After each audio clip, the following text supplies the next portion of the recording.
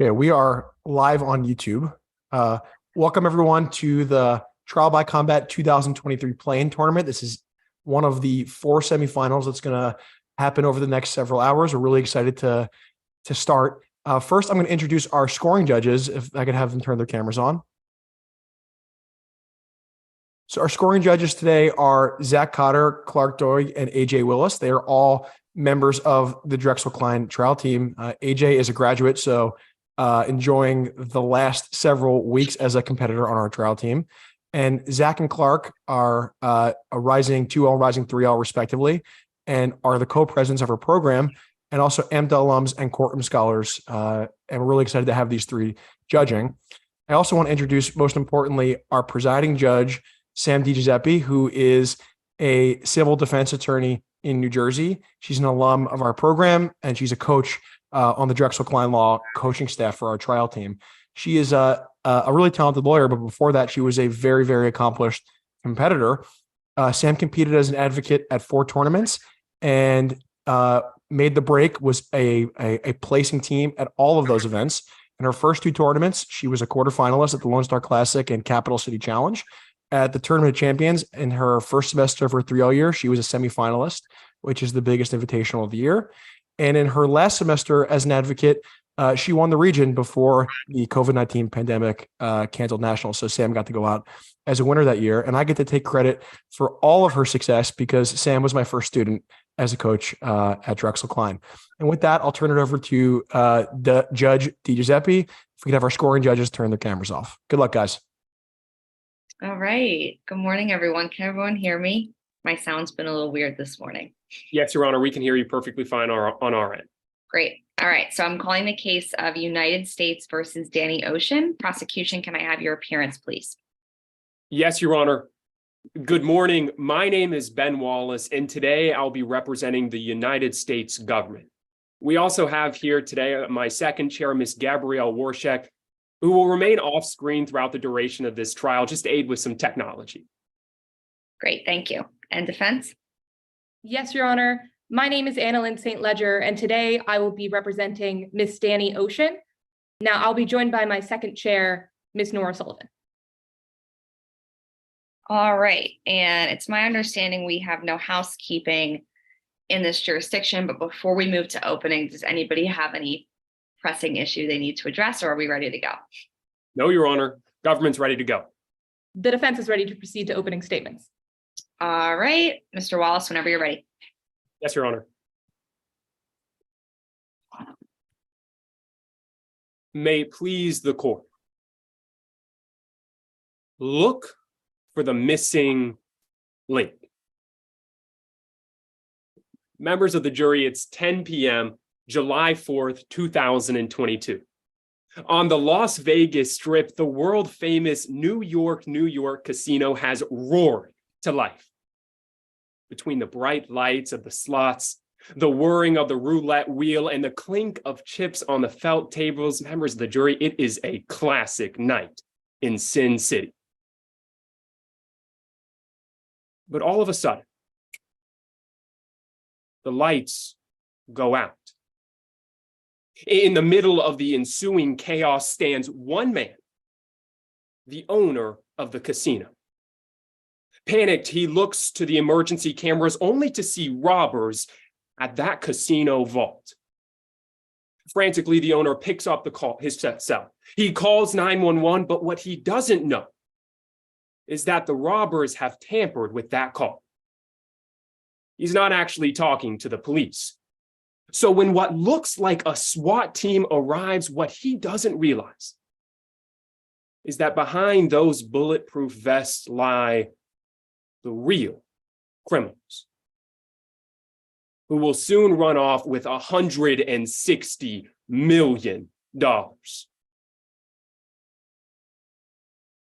let's fast forward to today. Because members of the jury, as of today, we have put every member of that heist in jail except for one. The last one you'll learn is the defendant, Danny Ocean. Members of the jury, today we're going to ask you to help us finish the job of bringing this defendant to justice by looking for the missing link. Members of the jury, today, the defendant stands trial on 2 counts: grand theft and criminal conspiracy.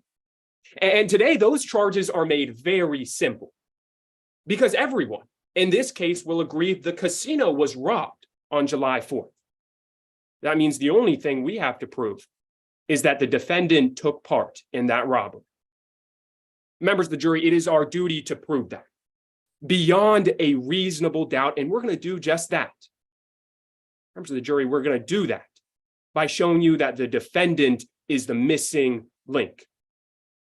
The missing link to the other robbers, the missing link to the 911 call, and the missing link to the money. So let's start with those other robbers and walk through how the defendant is the missing link to each of those facts. Because you'll learn today that there was only one person who before this crime was linked to all 10 of the criminals who pled guilty: the defendant. You'll see how on the day of the robbery, the defendant's hotel rooms were literally linked to every single person who pled guilty to this crime. Which brings us to that second link, the 911 call. Because you hear how every single aspect of this crime has been accounted for. Who cut the power, who rigged the cameras, who stormed the vault, every aspect except the 911 call. Members of the jury, how they got access to the casino owner's phone? You'll learn today that there was only one person in this robbery who had access to that casino owner at all: this defendant. Which brings us to the third link, the money. Because you'll learn that these criminals, they each walked away with $4.5 million in cash. And today we'll show you not only that the defendant was flush with millions, we'll actually show you what the defendant spent that cash on.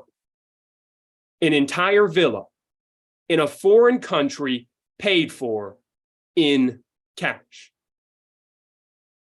Members of the jury, at the end of today's trial, you'll see just how the defendant is the missing link.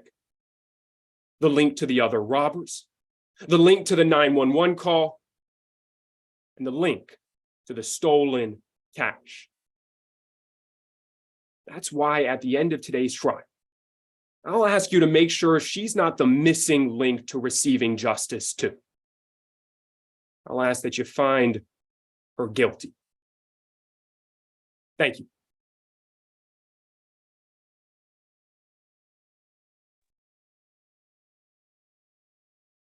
Whenever you're ready, go ahead. Thank you.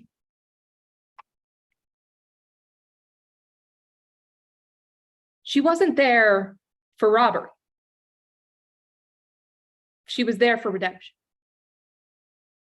It's the summer of 2021, and Danny Ocean, she sits in a jail cell. To be frank, this isn't the first time she's had trouble with the law.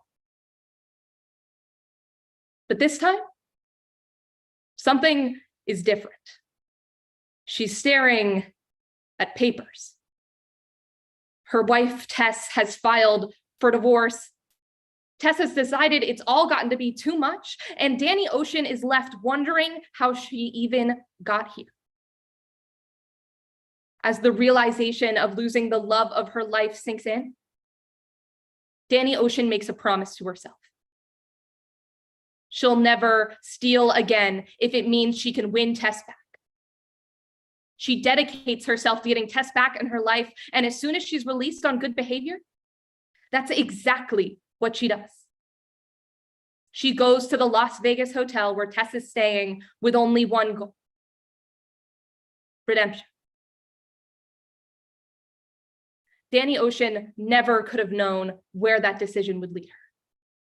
That 10 other criminals would plan a heist in that very casino, and that she would be accused of helping them do it. But today, the government has charged Miss Oceans with grand theft and with conspiracy. And when they charged her with those crimes, they took on a burden. They have to prove their case beyond a reasonable doubt. That's the highest burden in our justice system. And what that means for you, members of the jury, is that at the end of this trial, you have any questions about the evidence the prosecution has brought you, if you have any questions about why Miss Ocean was at that casino, you must acquit. We are confident that the prosecution won't be able to eliminate any of your reasonable doubts because of three simple facts. First, Danny Ocean didn't steal that money. Second, she didn't help anyone do it either. And third, it was because she had a very good reason not to. So let's take those one at a time. Starting with fact number one, Danny Ocean didn't steal the casino's cash. Members of the jury, you won't see a shred of physical evidence tying Danny Ocean to this heist. No fingerprints, no DNA, not in the vault, not on the cash the FBI recovered. And you won't see surveillance footage of Danny Ocean anywhere near the vault or with any of the robbers the prosecution says she was working. Instead, Miss Ocean will tell you herself, when the vault was being robbed, she was on the floor of the casino. The government won't be able to reasonably dispute that. You'll learn that the security footage from July 4th corroborates that alibi. It shows a person of Miss Ocean's build wearing the exact clothing that Miss Ocean told the investigator she was wearing that night. And that takes us to our second fact. Danny Ocean didn't help anyone steal the money either. Miss Ocean will tell you that she was approached by one of her associates months before the heist, asking if she wanted to help out with a job while they were both in Vegas. She'll testify in no uncertain terms that she said no. And that brings us to fact number three. Danny Ocean said no for a reason. Tess, Miss Ocean is going to be upfront with you about her past. She has committed a number of thefts over the years, and she served time for those offenses. But she'll tell you that her life of crime was hard on her marriage. And she'll explain that by 2021, her wife, Tess, she'd had enough. She'd filed for divorce. The evidence will show that Miss Ocean was devastated. Faced with the prospect of losing the love of her life for good, Miss Ocean turned away from the life of crime she had led and headed to Las Vegas, not for a robbery, but for a chance at redemption. That's why at the end of the trial, we'll ask you to return the only just verdict, not guilty on both counts. Thank you. Thank you, counsel. Prosecution, call your first witness. Yes, Your Honor. At this time, the prosecution calls Kelly Grimes to the stand. May I proceed, Your Honor? Yes. Good morning. Could you please introduce yourself to the members of the jury? Good morning. I'm Agent Kelly Grimes. What do you do for work, Agent Grimes? I work for the FBI. I'm a special agent in the Las Vegas office, the Department of Major Robberies. Ma'am, what do you do as a special agent for major robberies? I handle federal investigations for reported robberies. My job is to find and follow up on leads and make arrests. Of course, there's a lot of paperwork as well. Ma'am, did you have to do any training before becoming an FBI agent? I did. I trained and graduated from the FBI Academy in Quantico back in 2001. I also have training in investigation tactics, witness interviews, and crime scene preservation. All right, Agent Grimes, I'd like to talk about your involvement in today's case. Did you investigate a robbery at the New York casino in Las Vegas? I did. Ma'am, can you explain the extent of your involvement in that investigation? Absolutely.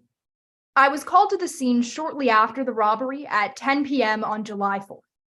Myself and a team of 6 agents began the investigation that night and continued the investigation for around 7 months.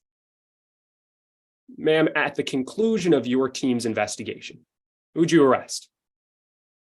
I arrested a total of 11 individuals, 10 of which have pled guilty so far. What about that 11th person you arrested, ma'am, who didn't plead guilty? Who was that? That was Danny Ocean, the defendant in today's case. Why did you arrest the defendant in this case? Well, we found significant evidence, which, when linked together, gave us the probable cause we needed to obtain an arrest warrant. Agent Grimes, let's dive deeper into how the defendant can be linked to this robbery, starting with the other 10 robbers. Did you investigate the possible connection between the defendant and those who pled guilty to this crime? Absolutely, we did. What'd you find? Well, we found that Miss Ocean had previous friendships with all 10 of the defendants who've pled guilty to the robbery already. Ma'am, in that 7-month investigation, could you find anyone with a connection to every single one of the robbers who was convicted? No, sir, no one else, just Miss Ocean. When reviewing the transcript of the sentencing hearing for the convicted robbers, one of the defendants admitted he had never met the other 9 prior to the robbery. His only connection to the others was the defendant. All right, Agent Grimes, let's move on and talk about how the defendant may be linked to the robbery during the week of July 4th. Did you investigate the defendant's whereabouts during that week? Absolutely. We confirmed she was staying at the New York Casino and Hotel, the same casino the robbery took place at. Ma'am, it's my understanding that you have a booklet of exhibits in front of you. I do. Could you turn to exhibit number 3? Of course. I'm there. What is that document? This is a copy of the room reservations on the day of the robbery. That's for the 38th floor of the casino where Miss Ocean was staying. Is it fair and accurate? It is. Your Honor, the prosecution offers exhibit number 3. If Your Honor would like to review it, we can display now. We just didn't want to display evidence that wasn't admitted in front of the jury. I have it. No worries. Any objection? No, Your Honor, both parties have stipulated that Exhibit 3 is authentic and that it meets all prongs of the hearsay exception 8036, regularly conducted business activity. So no objections at this time. Okay, 3 is admitted. And Your Honor, permission to display an enlarged copy of that document? Sure.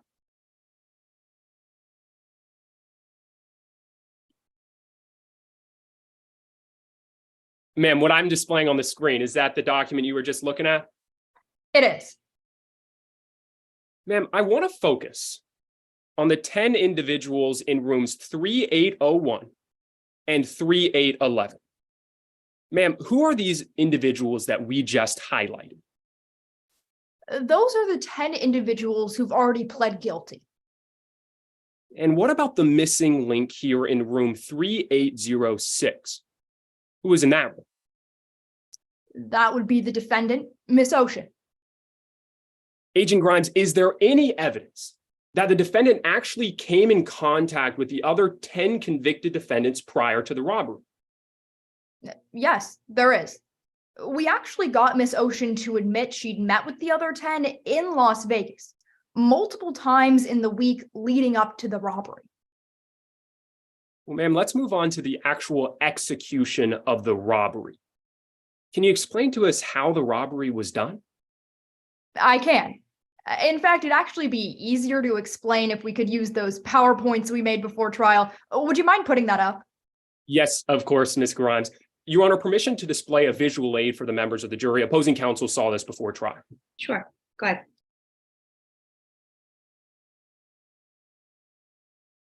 All right, ma'am, I'm displaying a visual aid for the jury. Can you break down exactly how this robbery happened? Right, so there were several steps to pulling this off. First, the robbers detonated explosives, which cut off power to the entire Las Vegas Strip. As that happened, they played a video over the casino's camera network, which appeared to show robbers entering the vault at that time. At that point, the owner of the casino called 911. But unfortunately, the robbers arranged for his phone to call someone who was not, in fact, a 911 operator.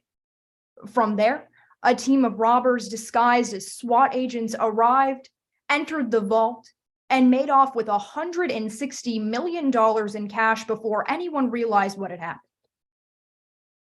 Ma'am, were you able to figure out who executed each part of this crime? We were. So Defendant Kelly handled the explosives. Defendant Doig coordinated the fake video, and Defendants Cotter, Gugnalian, Tuncelli, Stevens, and Kelly made up the members of the fake SWAT team that actually stole the cash. Ma'am, you didn't give us a name for who rerouted the casino owner's phone when he tried to call 911. Why is that? Well, when the other 10 criminals were in sentencing and explaining what they did in this heist, they left out who got the phone call to be rerouted. Ma'am, I want to narrow down the missing link to the casino owner's phone. Of the people you arrested, who had access to the casino owner? That would be Miss Ocean, as well as her wife. She was actually dating the casino owner at that time. Your Honor, we're now taking down that visual aid. Ma'am, do you know what happened to the relationship between the defendant's wife and that casino owner after that robbery? All I can tell you, sir, is that Miss Ocean and her wife are now back together. That's what she told me. Well, let's move to what happened after the crime occurred. Ma'am, were you able to recover any of the stolen cash? We were. What did you recover? We recovered $14.5 million from the first offender we arrested. Almost exactly 1/11 of the total amount stolen. Were you able to link the defendant to any large amount of cash after the robbery? Yes, sir. We were. How do you know that the defendant was handling large amounts of cash? We found that she purchased a large estate down in Miami, as well as an entire villa in a foreign country. Both of those were paid without financing and entirely in cash.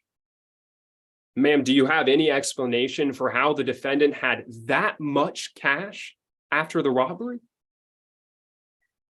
No, sir, I don't. See, she was incarcerated for nearly 18 consecutive months before she made those large cash purchases. The only time she could have been working or earning money outside of a correctional facility would be the 3 weeks before the robbery or the 2 weeks before her arrest in this case. Agent Grimes, did you ask the defendant how she got that much money after the robbery? Of course I did. All she told me was, "I'm good at what I do." Ma'am, when the defendant told you that she was good at what she does after you asked her how she got that much money, what did you do? I arrested her.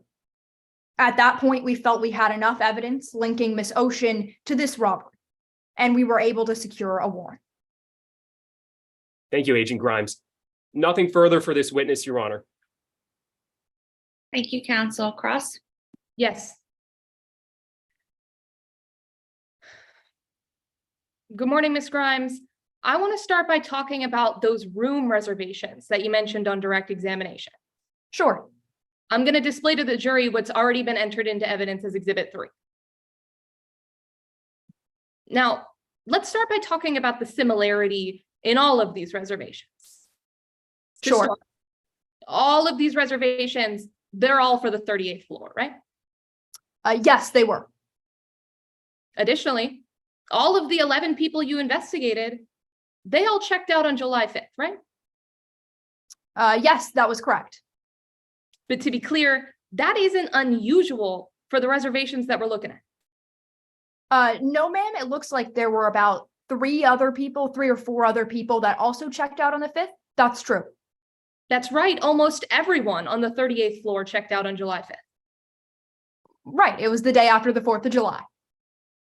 only 2 didn't check out that day. On the 38th floor for this specific time period, that's right. That's what this document shows. Well, then I want to focus on the difference in the reservations in those top 11 bookings. Now, these include the 10 that already pleaded guilty for this crime and Miss Ocean. That's right. They were staying in consecutive rooms. Well, the 10 that already pled guilty, they booked using the same credit card, right? Yes, they did. The 10 that we know were involved, they checked in on June 28th. The 10 people who've already pled guilty, they did all check in on the same day. That's true. But Danny Ocean, she checked in a week earlier on June 21st. That's true. We did find that she was there a week before the rest of the criminals. Miss Ocean, she checked in with a different card from the rest of the known conspirators. That's right. She used a different credit card to make this purchase. Miss Grimes, the 10 that are already in jail for this crime, they reserved the rooms on May 10th. That's true. Miss Ocean made her reservation a few months before. That's right. Miss Ocean is the only one with a different booking day, 2 months before, on March 12th. Right. Well, I want to move on and talk about the evidence you didn't find in today's case. Investigator, you've been a special agent for decades. That's true. You'd agree it's important to be thorough in investigations like this one. Absolutely. I am in every case. You'd agree it's important to leave no stone unturned. Absolutely. You'd agree it's important to put anything relevant in your report. Of course. Everything that I found that was pertinent to Mr. Ocean's involvement in this case is in what I compiled before coming to court. So you examined the vault for forensic evidence, right? That's right. We examined the vault, but since it had no forensic evidence available to us, it wasn't pertinent. So you didn't find any forensic evidence that Danny Ocean was ever in that vault? No, we found no fingerprints, no DNA, no hair samples. That's right. And you examined footage from the casino? We did. You didn't find any footage of Danny Ocean with the conspirators in the vault? No, of course not. You didn't find any footage of Danny Ocean with conspirators on floor 38? No, ma'am.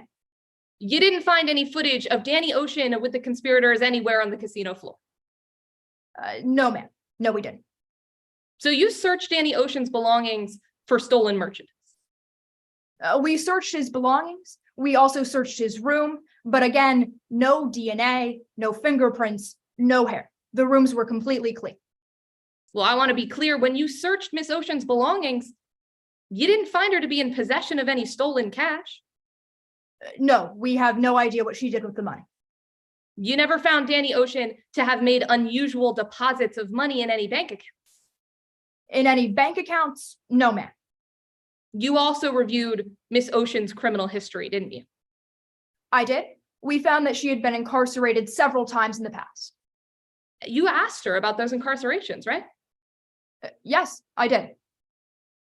You didn't find any evidence that any of those crimes had any knowledge of hacking as part of that crime, right? Hacking. They were rather high-profile cases. She broke into a governor's mansion. She stole the Batmobile from someone. It's certainly possible there was some hacking or technological skill there. Ms. Grimes, I want to be clear. You didn't find any evidence that showed you that there was any hacking in those previous crimes, right? I wouldn't agree with that, no. Well, you'd agree with me that in these previous cases, Miss Ocean, she was stealing artifacts, right? Yes, there were a few different artifacts, some Incan head masks. That's one of the things we found. And when you asked her about those convictions, she didn't tell you that there was any hacking involved in them, right? In our interrogation, she didn't say that, no. When you looked at her record of criminal conviction, you didn't see any evidence that there was any hacking involved in those crimes. Again, ma'am, I wouldn't say that's entirely true. Again, she had broken into people's homes, some pretty high-profile people. It's certainly possible there was hacking necessary to commit those crimes. Ms. Grimes, I'm not asking you to guess whether there was hacking used in those crimes. I'm asking you if you found evidence of it. And you didn't find any evidence confirming that Miss Oceans used hacking in any of those crimes. That's not what she was charged for. That's right. She was only charged for robbery. So you don't have any evidence that Miss Oceans actually used hacking in those crimes. Again, ma'am, those were closed cases. I wasn't investigating those. She was charged for robbery. Ms. Grimes, that's a yes to my question. You didn't find any evidence that Miss Ocean used hacking in any of those previous convictions. Certainly possible, not confirmed. All right, well then I want to talk about the evidence you did find. Like I Sure. said, you interviewed Miss Oceans. I did. She voluntarily agreed to an interrogation. You asked her about where she was during the heist. I did. She told you that she was playing blackjack on the casino floor. Yes, she offered that information as well as the surveillance footage. She told you what she was wearing, right? Right, So you checked the security tapes of the casino, we did. and you were able to see someone wearing the exact clothes Miss Ocean told you she was wearing. Yes, exactly. At 10 p.m., she was on the casino floor. You were even able to see that the person was approximately Miss Ocean's build. Yes, Well, I want to move on and talk about how you started investigating Danny Ocean in the first place. sure. The first suspect you found was Clark Doig, right? Yes, that's right. Doig immediately confessed his own part in the heist. Exactly. We arrested him with $14.5 million, and he told us what had happened behind the scenes. But he didn't immediately name anybody else involved. That's not true, ma'am. He named all 11 conspirators. Well, before he did that, you actually told Mr. Doig that you would cut him a deal. We told him that we could potentially be lenient if he gave us more information for the crime. That is true. And it was only after you offered Mr. Doig that deal that he named Miss Oceans, right? Just to be clear, ma'am, I didn't have the power to offer him a plea deal at that time, but we did convince him to give us information. That's true. So to be clear, it was only after you told Mr. Doig that you might go easy on it that he ever mentioned Miss Ocean's name. That's right. After mentioning there was the potential for leniency if he cooperated, he gave us all the details. Nobody else has ever named Miss Ocean as a part of this heist, right? No, the other 10 co-conspirators wouldn't reveal the other co-conspirators. Well, you sat in on the sentencing of Mr. Jones, right? One of the other co-conspirators? I did. Mr. Jones, he named 10 other people involved in this heist, including himself, right? Yes, he listed all the people that had been arrested at that point. That's true. He didn't name Miss Oceans. No. Thank you. I have no further questions. Thank you, counsel. Any redirect? Yes, Your Honor. Ms. Grimes, opposing counsel asked you a lot of questions about that reservation list. Was that reservation list the only evidence that implicated Danny Ocean? No, sir. Absolutely not. What other evidence was there? We found that Danny Ocean was connected to all 10 robbers that had already been arrested.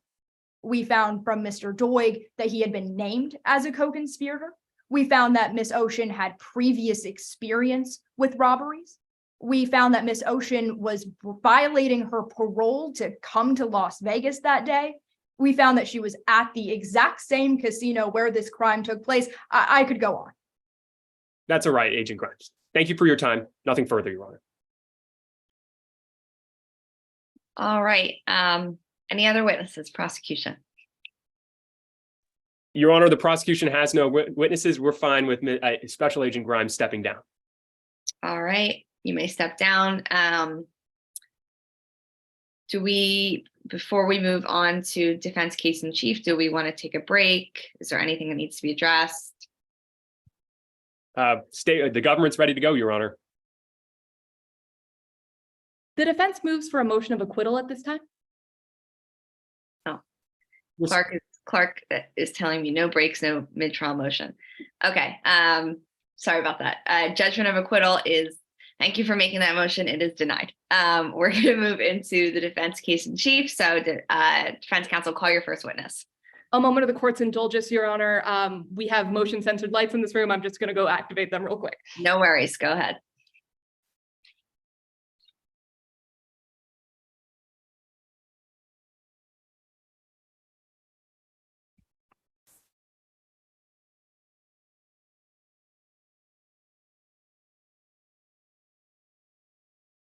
Thank you, Your Honor. With that, the defense calls Danny Ocean to the stand.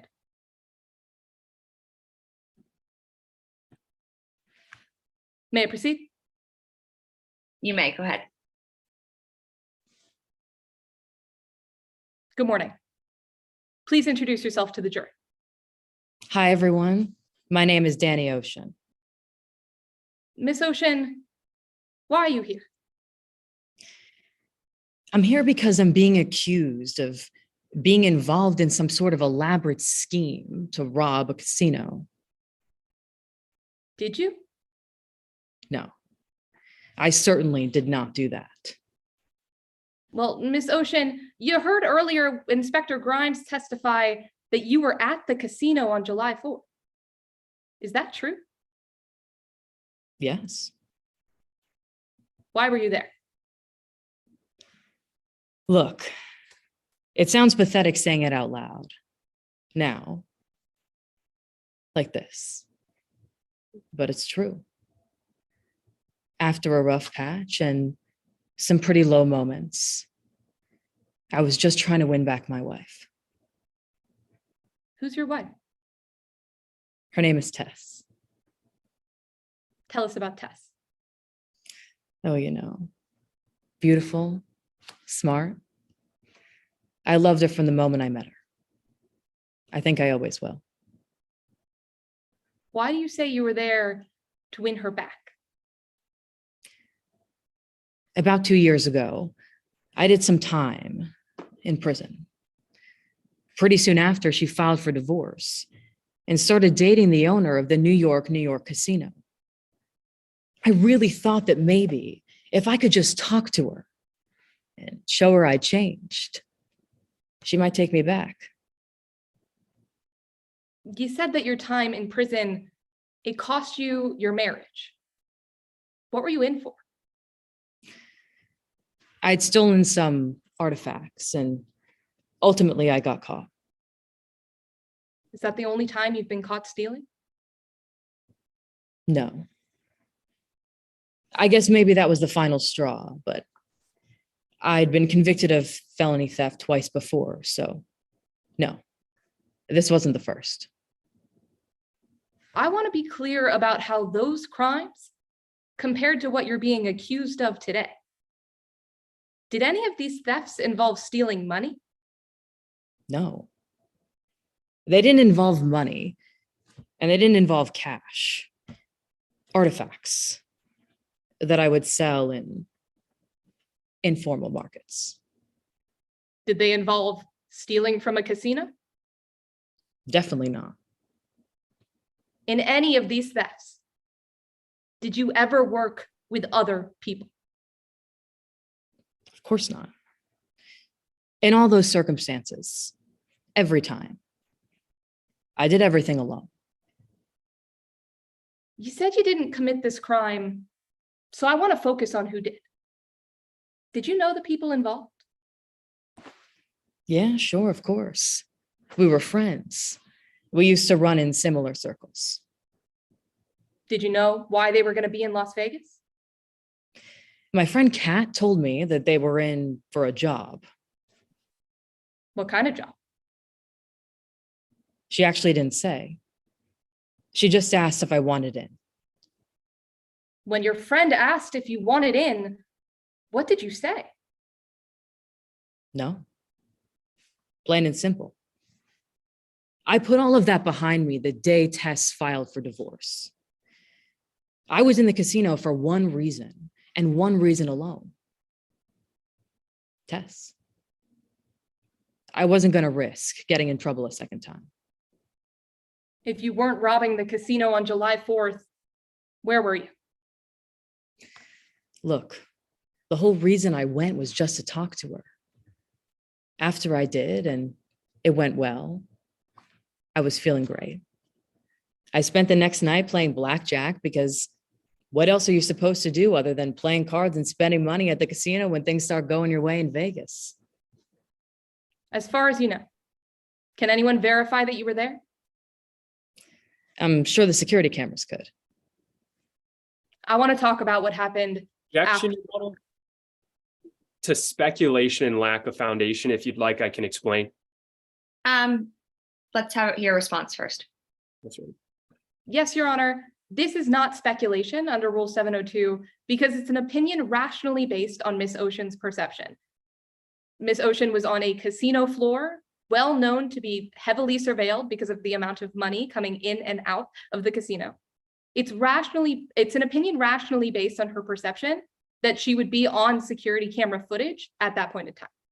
Response?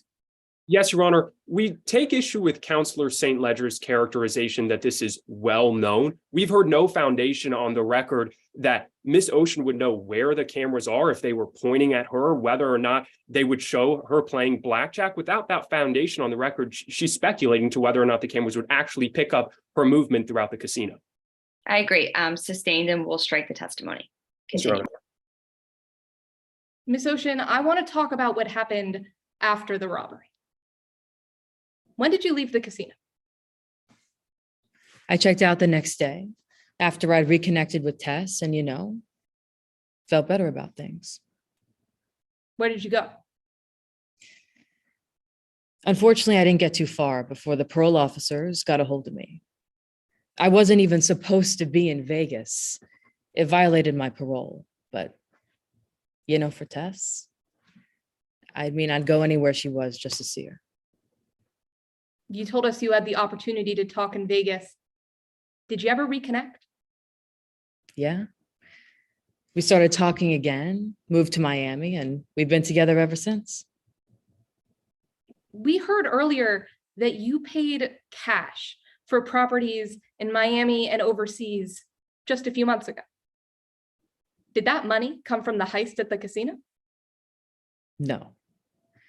Like I said, I put that life behind. I wasn't involved in anything like that. Where did you get the money?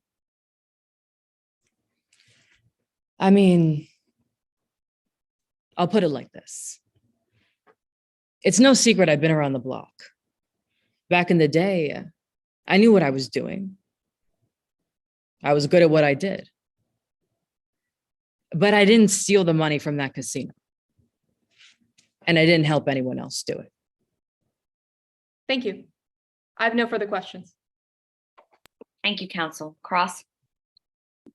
Yes, Your Honor. First, Miss Ocean, can you hear and see me okay? I can.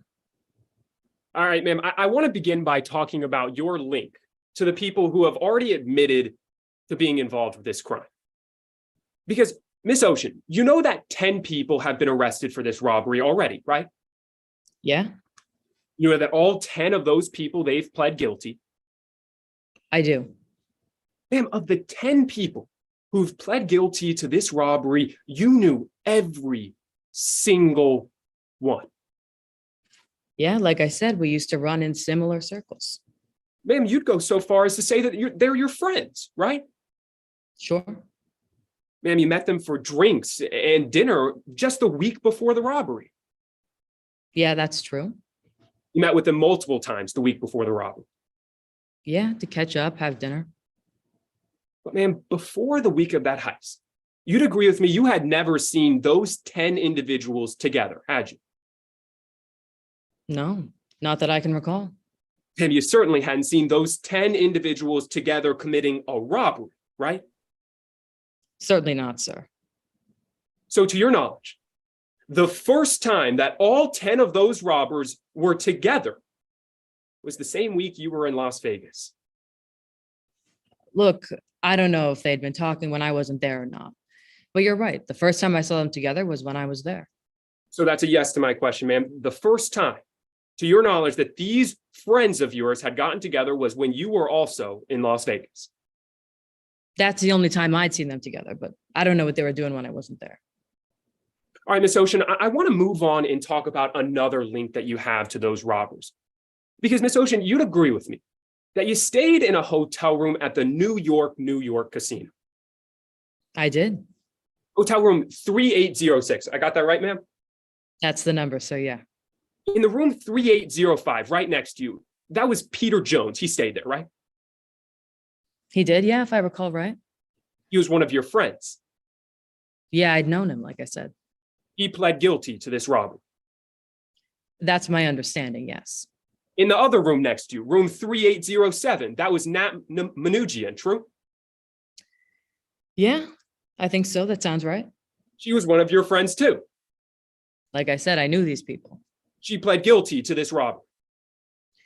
I think she was involved. Yes. Ma'am, I want to make sure that this is crystal clear. You are telling us that you were not involved in this robbery, despite being sandwiched between the people who pled guilty to it. That's what you're telling us. Yeah. I mean, look, we were staying on the same floor, but they handled their own stuff. I don't know what their plans were or what they were doing there. Well, ma'am, let's talk about that hotel stay. Because you checked into that hotel on June 21st, right? That's true. You stayed there all the way through July 5th. That I did. Ma'am, that was 2 weeks you stayed at that hotel. True. Ma'am, you'd agree with me that when you were at that casino, you didn't wear the same clothes every day, did you? No, So you brought clothes to the hotel, of course brought your toothbrush, I did. brought a hairbrush. Probably. Ma'am, you know that when you wear clothes, sometimes your sweat and your fingerprints can get on them, right? I mean, I'd assume so. You know that when you brush your teeth, sometimes your saliva will get on the toothbrush, right? I imagine that could happen. And then you know that when you brush your hair, sometimes the hair gets stuck in the brush, right? Sure. Don't I know? Ma'am, I want to take a look at an exhibit that's been pre-admitted. Ms. Warshak, can we get exhibit number 7 up on the screen? Ma'am, you were shown this during your deposition, right? I was. That's true. This is an FBI DNA analysis report, right? It appears to be. Yeah. Ms. Warshak, can we get number 3 enlarged for the members of the jury? Ma'am, I want to take a look at number 3 here, because you'd agree with me that it says the FBI examined your room at 5 a.m. the morning after the robbery, Yeah, it does. despite telling us that you lived in this room for 2 weeks with your belongings. You'd agree this says the FBI found no trace of your DNA in your room. Yeah, that's what it says. I mean, look, I don't know what sort of investigation that entailed, but that's certainly what that's saying. Yeah. Despite telling me that you kept a hairbrush in that room, ma'am, it says they did not find a single strand of your hair. At the time, I guess they didn't. Despite telling us that you had a toothbrush in that room, they didn't find a single speck of your saliva. That doesn't appear to be the case, sir, at least not according to this. According to this report, ma'am, by 5 a.m. the morning after the robbery, your hotel room had been wiped clean of any evidence that you'd been there. It seems like based on this, they didn't find any DNA or anything like that. That's true. Ms. Ocean, I want to talk about what you did after this robbery. Ma'am, it's true that in January of 2023, you bought a villa in Italy, right? I did. You paid cash for it. I make most of my big purchases in cash. Yes. You don't have a mortgage. No, I never have. Let's talk about how you managed to get that money. Your Honor, permission to display a visual aid for the members of the jury? Yes, to the extent defense counsel saw this pretrial and is okay with it. They have, Your Honor. Okay, go ahead. Ms. Warchak, can we get that up? Ma'am, I want to walk through the amount of time that you spent out of prison and in prison during the years of 2021, 2022, and 2023. Sure. Ma'am, it's true that in 2021, you were arrested, right? I was, yeah. You went to prison on July 17th, 2017 or 2021. I did. Ma'am, you'd agree with me. You were out of prison until you were convicted again on July 7th. Yes, So that had you in prison until June 14th. it did. Ms. Warshak, can we get that on the timeline? And then had you back in prison prison on July 7th. Yes, Ms. Warshak, can we get that up on the time?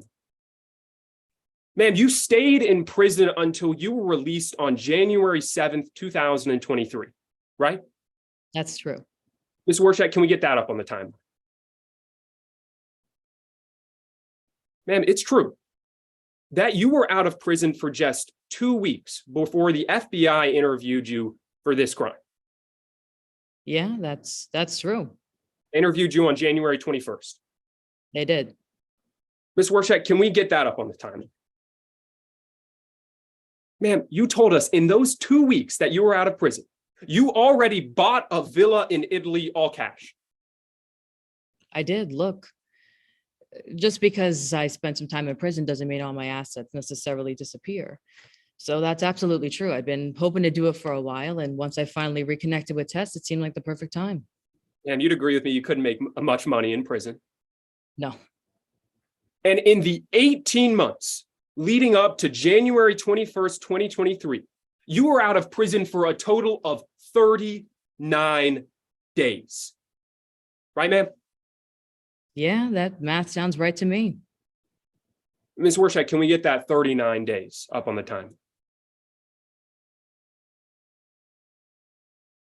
So, ma'am, you're telling the members of the jury that despite being in prison all but 39 days in the last 2 years, you had enough cash to buy a villa in Italy. Like I said, I know what I'm doing. I got enough money saved up. I've been hoping to do it for a while, and I finally did. Ma'am, in those 39 days when you were out of prison, that's when this robbery happened. That's my understanding, yeah. A robbery of $160 million. Yeah, that's when. Man, when we asked you where you got all that cash, all you said is, I am good at what I do. Yeah. I mean, like I said, I've tried my best to sort of leave that past behind me. But I was essentially a professional thief for nearly 2 decades. I'm good at what I do. I know what I'm doing. That's how it is. Nothing further, Your Honor. Thank you, counsel. Any redirect? Yes, Your Honor.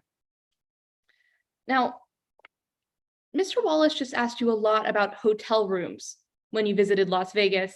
I want to make some things clear. When you booked your rooms at the New York hotel, did you know who would end up on either side of you? No, I had no idea what those people's plans were or what they were doing there. When you planned your trip to Las Vegas, did you know the 10 co-conspirators would end up going at the same time? No, And these co-conspirators, were they well known in your old criminal circles? sure. I mean, everyone knew who they were. At this point, I'll be reading a portion of Exhibit 2 to the jury and reading it onto the record. This has been pre-admitted under stipulation 2. Okay, any objections? Yes, Your Honor, we have an objection to needlessly cumulative. This document's been admitted into evidence, and if they're not asking the witness about any of the contents of this document, there's no necessity to read it on the record. It has no probative value. Your Honor, may I respond? Sure, go ahead. In order to be substantially more cumulative than probative and therefore inadmissible under 403, it would need to meet that bar of substantially more cumulative than probative. This exhibit, it's several pages long. Highlighting 2 lines of it to the jury is not substantially more prejudicial than it is probative to point out those lines to the jury. I agree that it's not cumulative, so I'm going to overrule on those grounds, but defense counsel, are you having your witness read this, or what are you reading it? Like, what are we doing? I'm just reading it onto the record. Okay, so why don't you procedurally, I would conclude your redirect and then I would read it onto the record, because you're still in the middle of your redirect. So it would make sense for the witness to read it now, but to the extent you'd like to read it, I'd ask that you conclude your redirect and then I'll permit you to read it onto the record. Is that good with everyone? Absolutely, Your Honor. All right, go ahead. I have no further questions for Ms. Ocean. Barring recross, she can step down. Great. No recross, Your Honor. And before the defense rests her case in chief, we'd like to read a portion of Exhibit 2 under the record. Sounds great. Go ahead. These will be from lines 25 through 27, and this is from the sentencing transcript of the other 10 co-conspirators. These are the statements of Mr. Jones, one of the conspirators who pled guilty. I didn't know them before this heist, but I knew their reputations. They are a collection of thieves, con artists, forgers, pickpocketers, hackers, and explosive experts. The best of the worst, in my opinion. And with that, the defense rests their case in chief and is ready to move on into closing statements. Great. Thank you, counsel. Counsel, I'm going to break the rules and I'm going to take a 30-second bathroom break. I will be very quick. So the two of you take 1 minute, gather your bearings, and then we'll move into closing. All right. I will be right back. Yes, Your Honor.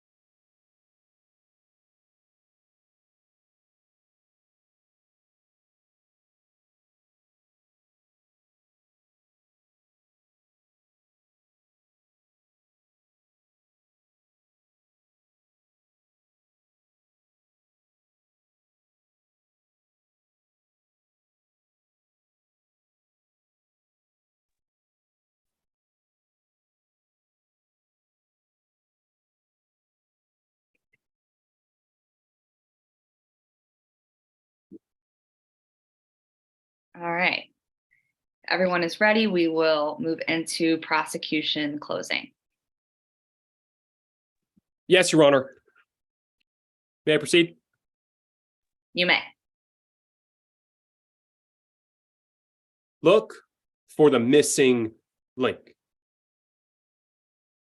Members of the jury, it's 10:03 p.m. on July 4th, 2022. Danny Ocean is sitting at a blackjack table playing a $20 hand. Suddenly, the lights in that casino go out. Everybody frantically looks around trying to find out what happened. But Miss Ocean? She stands still. She knows what's about to happen. She knows that in just minutes, her friends will enter the vault of that casino. She knows that in just minutes, she will leave that casino $14 million richer. But what she didn't know is that after that robbery, investigators in this case would go through each and every step of this crime, find the one missing link, and then realize that she's the perfect fit. Because members of the jury, it's funny. When you take the defendant out of this crime, there's a few things that just don't make sense. Why did these 10 robbers come together for a heist on July 4th? Why did the casino owner's phone get rerouted to the robbers instead of 911? Where did Miss Ocean get the money to pay for a villa in a foreign country? See, members of the jury, it's when you take the defendant out of this crime that you realize just how guilty she is. When you look for the missing link, you realize, just like these investigators, that there is only one perfect fit. Danny Ocean. And members of the jury, it is because of that we've charged Miss Ocean with grand theft and conspiracy. Now, all that means is that in today's trial, we had to prove to you beyond any reasonable doubt that Miss Ocean was involved in this robbery, that she made a plan with those 10 robbers to steal $160 million from that casino. And to help you see that, I want to call you back to the very beginning of today's trial. We asked you to look for the missing link, from the other robbers, to the 911 call, to the money. So let's walk through each of those missing links and show you just how the defendant is the perfect fit. Let's start with the other robbers. Because members of the jury, if Counselor St. Ledger and I can agree on one thing, it's that planning a $160 million robbery, it takes a lot of coordination. We learned today that there were 10 robbers involved in that crime, each having a different background, a different nickname, a different skill set, 10 different people. Members of the jury, we can all agree that you don't wake up one day wanting to commit a high security heist of a casino. There needs to be a link. There's one person in this trial who knew every single one of those robbers. One person who was friends with each of them, one person who could bring them all together. Members of the jury, that one person is the defendant. She told you herself on cross-examination. Members of the jury, you don't have to take my word for it. You don't have to take Miss Ocean's word for it.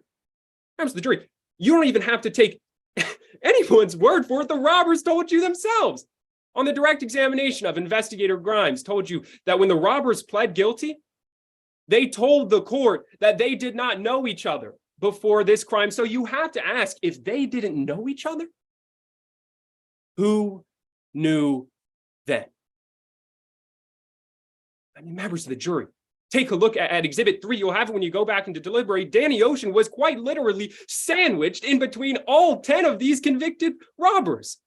As much as the defense wants you to believe that's a coincidence, it's not. It's proof that Danny Ocean was involved. So let's move on to the next link, the 911 call.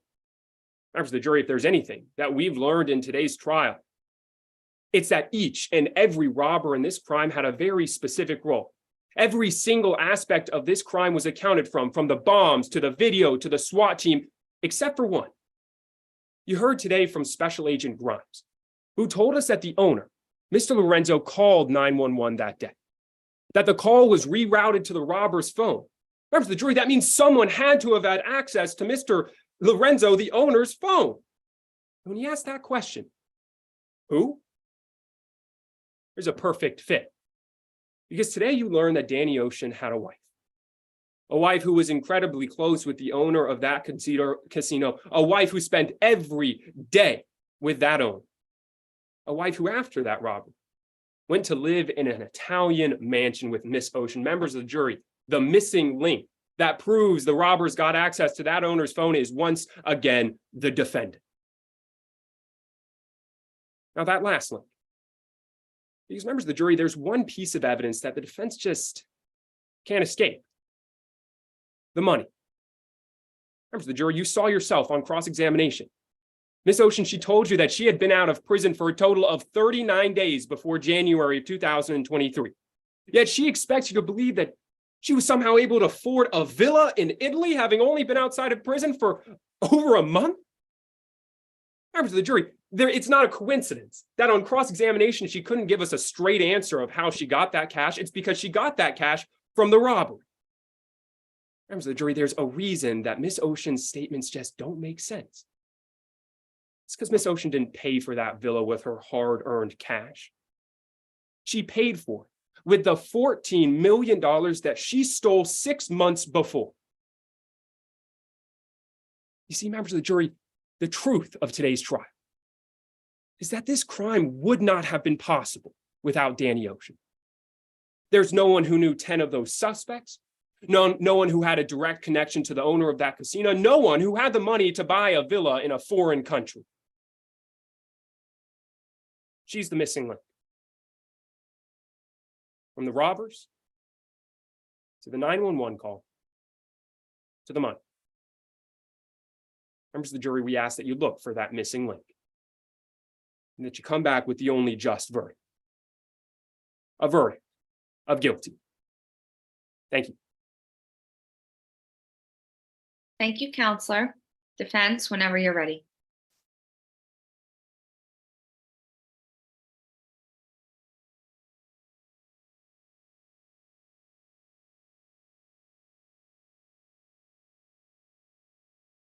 It wasn't a robbery. It was redemption. The prosecution, they just got up here and they told you a story. a story of a master criminal who masterminded this entire plan for the heist.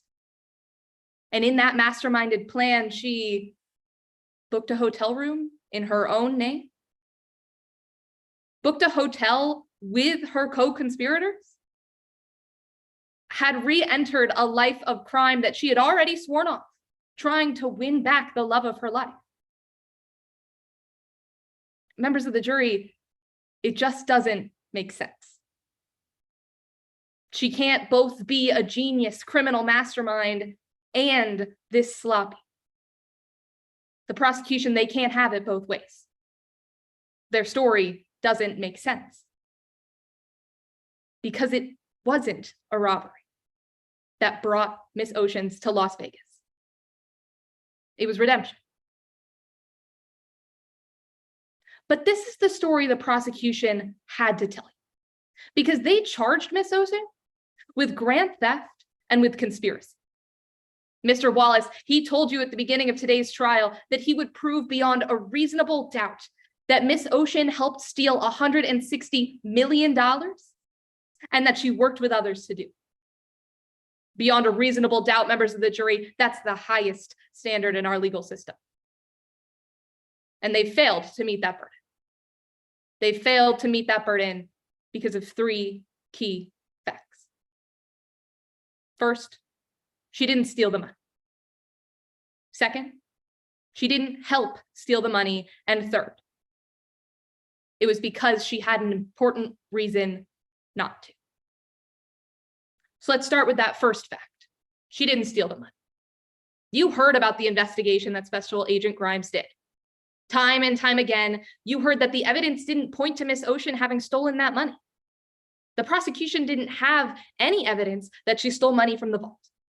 There was no forensic evidence proving she was in the vault on July 4th. There was no stolen money ever found in her possession. She had an alibi. Special Agent Grimes told you at the exact time the heist occurred, Miss Ocean can be seen in the exact clothes she told the investigator she was wearing, at the exact place she said she was, at the casino. She wasn't stealing anything from any vault.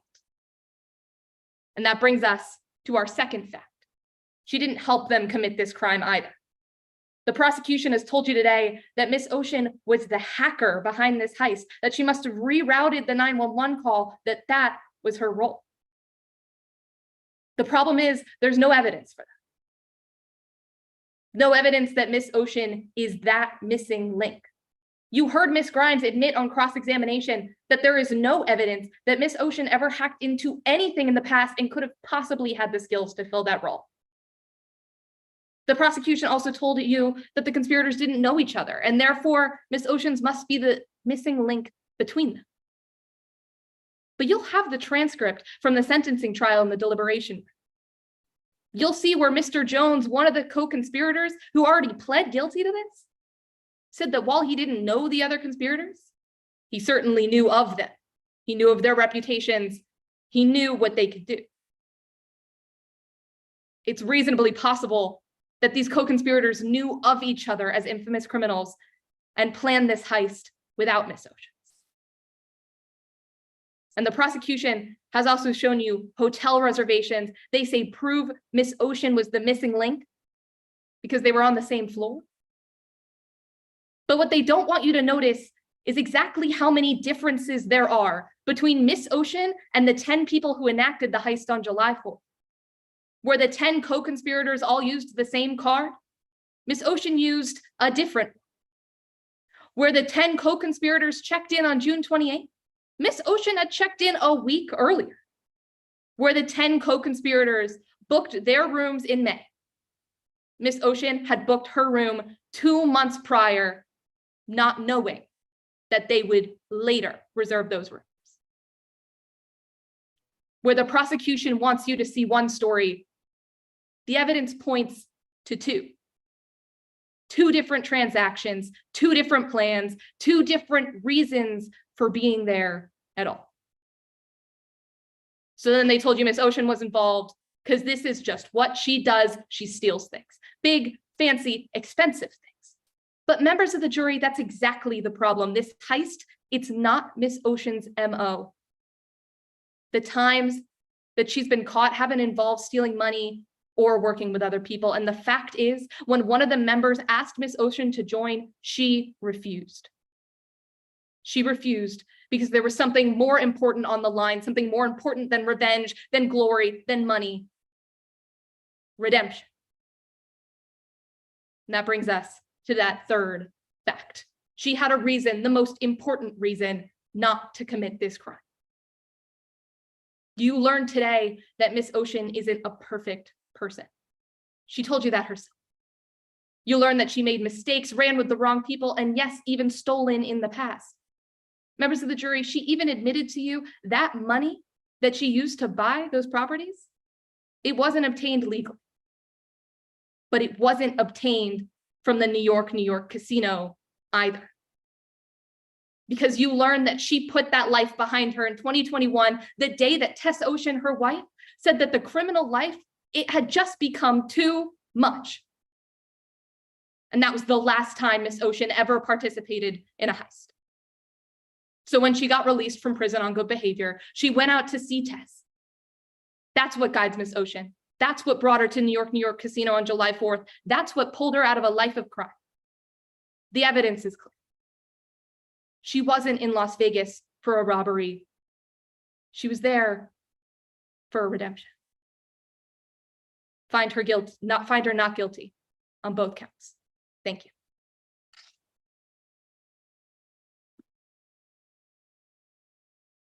Thank you, counsel. I don't know if rebuttal is permitted, but if it is, you may go ahead. It is, Your Honor. Great, go ahead. Members of the jury, the way that Counselor St. Ledger tells this story, you'd think that Miss Ocean was the most unlucky person in this entire world. That it just so happened that the week she went to Vegas, 10 of her robber friends went with her. That it just so happened the hotel she was staying at didn't have any DNA and was next to the 10 people who pled guilty to this crime. That it just so happened that she is the one missing link to the one missing aspect of this crime. Members of the jury, this wasn't a story of redemption. This was a planned heist. And you can see that if you follow the missing links. Follow the links and find her guilty. Thank you. Thank you, counsel. Thank you both. There's Phil. Thanks, everyone. So we are just going to wait for your ballots to come in. And as soon as the ballots come in, you guys will give one comment to each competitor. And then we are going to make the announcement right here on YouTube live as to who's moving on to our final at 3 p.m. Eastern. So just wait. I'm missing 3 of your ballots still. All right. And Sam, I'm just missing yours now.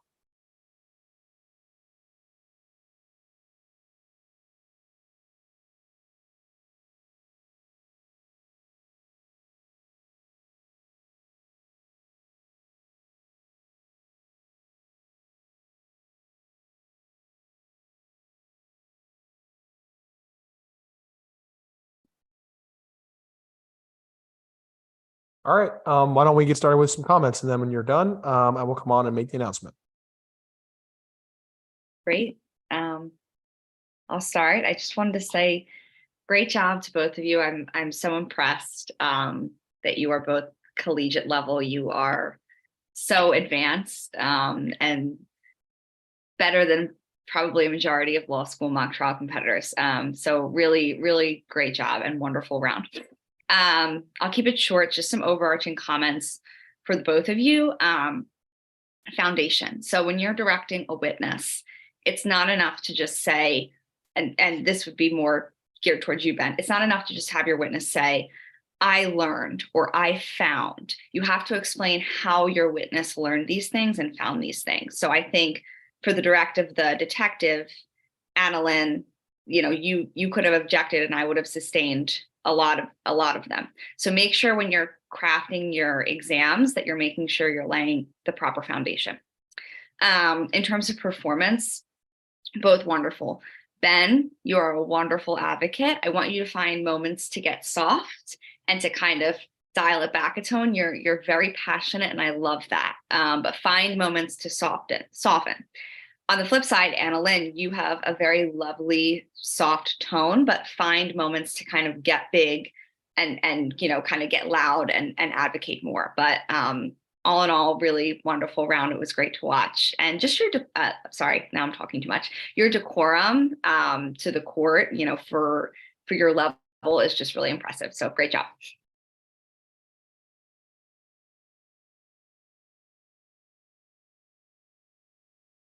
I can go next, I guess. Oh, AJ, you want to go first?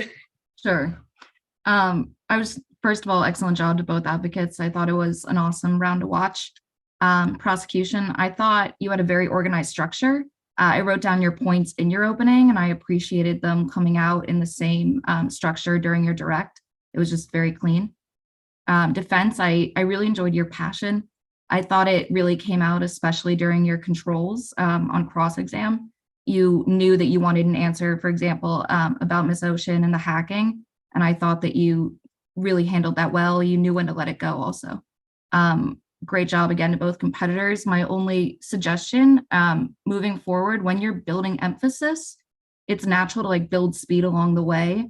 But when you do that, sometimes your jury can lose you when you really want to emphasize those points in that time. So it can be helpful, I think, to slow down first before you speed up, just so your jurors don't get lost along the way. But great job to both sides. All right, so my turn, I guess. Yeah, great job. You guys were both great. I am 1 year out of undergraduate mock trials, so I went to Lehigh, so I've kind of gotten out of that realm, seeing Clark and AJ practice and back to this, and you guys were great. For Ben, I really did like your theme coming out everywhere. I felt like every single time you spoke, the missing links came up, and that was a big thing for me. Anna Lynn, I really liked the "she can't be a genius and this sloppy." That line for me, I was just like, she's not wrong. She's not. So I really did like that. I really appreciated the way that you let your witness shine. I know the witnesses did not count here, but that witness was just really funny. I didn't get to see this case other than this, and I loved the way that they did their kind of accents and stuff. But no, great job to the both of you. It was truly a pleasure to watch this. Great. So I think I'll round it out. Great job, you guys. First off, I was impressed everyone chose to say my name many times and correctly pronounce it. You'd be amazed at how difficult it is to pronounce. And I'm not ever offended when people do. So great job to everyone on that. But I had a lot of fun watching this. I actually did this case last weekend. So I'm very familiar with the fact pattern, as short as it may be. But you guys both did an excellent job. One thing for Anna Lynn, depending on, if you move forward or if Ben moves forward, if you move forward and you're on this side again, I'd be really careful on your cross of the cop if they don't open the door to some things, like the confession of Danny's the mastermind. I didn't hear that in the direct the cop. I maybe missed her of the special agent. I maybe missed it, but you then bringing it up on cross, I was like, yikes, they didn't bring that up and you just did. So just one thing, make sure you're really actively listening, have that be contingent on, because it's a little tough to come back from that in terms of you just brought out a damning fact that wasn't in evidence otherwise. And then for Ben, I agree with Sam, and I get this feedback myself, so I can relate, and I told Sam as much, and she's seen me enough times to know. I personally am really animated, really excited, and Phil can attest to the wrinkles and gray hairs I have given him because of it. But I agree, find those moments where you can settle down, where you can be soft. And sometimes for someone like you, that's actually where you can have so much more emphasis. Because if you're go, go, go, the moment where you get so soft, where it's practically a whisper, that's when everyone's like, whoa, what's he saying? Because you are up here. And so when you dial it down, that's actually the emphasis. But amazing job, you guys. To whoever moves on, good luck in the next round. And you will both do amazing in this, as well as if you're planning on going to law school, in law school competitions, as I hope you all do, trial team. Thank you all for judging. We really appreciate it. Absolutely. Thank you all for your time and for coming out. Thanks, everyone. So first of all, before I make the announcement, I just want to say that this trial is history, and this is the first trial by combat play-in round ever, and hopefully that this is something we'll be doing for several years.